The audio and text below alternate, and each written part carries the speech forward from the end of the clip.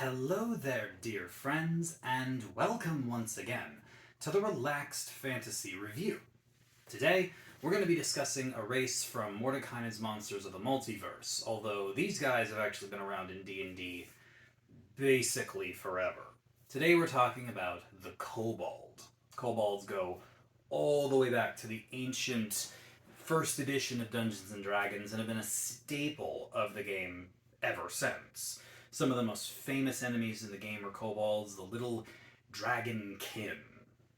They aren't dragonborn. They aren't the player's handbook dragonborn. They're actually a completely different creature, and they've been a villainous race for a very long time. But now that they're a playable race, their powers are pretty nice.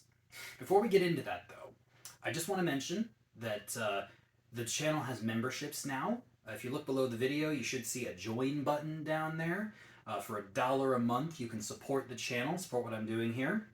You get a little badge next to your name, lets me know who's supporting me in the comments, helps me respond faster. And honestly, it's just there so that I can give you my undying gratitude and thanks for watching my channel and supporting my stuff. Kobolds. Kobolds are really cool. Starting off with their size, they are a small race. Both medium and small races have their own benefits. Personally, I prefer medium-sized races, or the choice.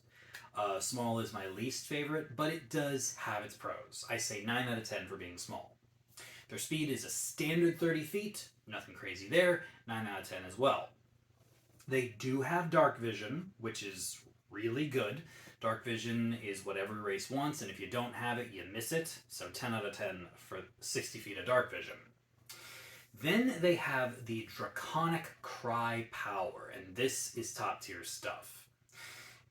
For a bonus action, you can scream and give advantage to you and your allies against all enemies within 10 feet of you. So basically you scream a 10-foot aura, and every creature within that is, shaken a bit, so you have advantage, and your allies do as well. This gives advantage to your ranged allies, your spellcasting allies, and of course, anyone who's close by.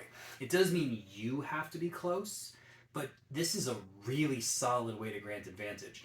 And you can do it proficiency bonus times per day. So that's 2 rounds of advantage for the whole party. Against a boss monster, this is fantastic. Honestly, this is the best thing the Kobold can do. This is 10 out of 10, for sure. Then finally, you get the Kobold Legacy. This is a choice. You actually get to pick one of 3 things. You can either have an extra skill proficiency, and you can choose from a list. You got Arcana, Investigation, Medicine, Sleight of Hand, or Survival.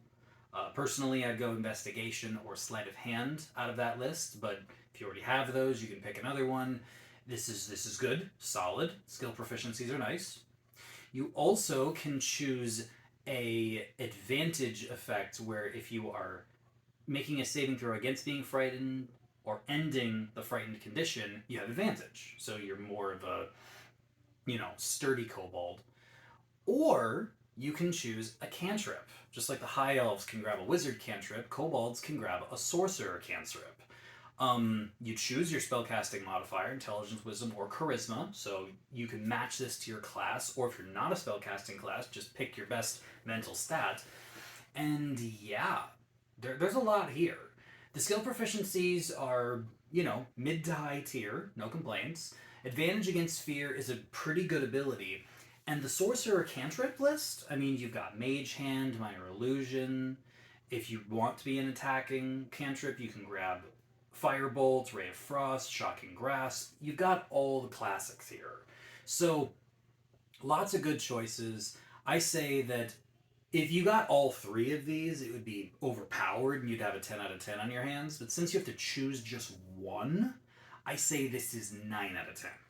It's good. It's absolutely good, but it's not overpowered by any means. A skill proficiency, an advantage, or a cantrip. Pick your favorite and go for it. 9 out of 10 for that. Which means that overall, the Kobold is a 9 out of 10 race. I think that they have some awesome variety. between their skill, spell, or advantage power. Their Draconic Cry is just fantastic. Every party wants a Kobold with them just to give them kind of on-demand advantage a few times a day. That's no one would complain at that.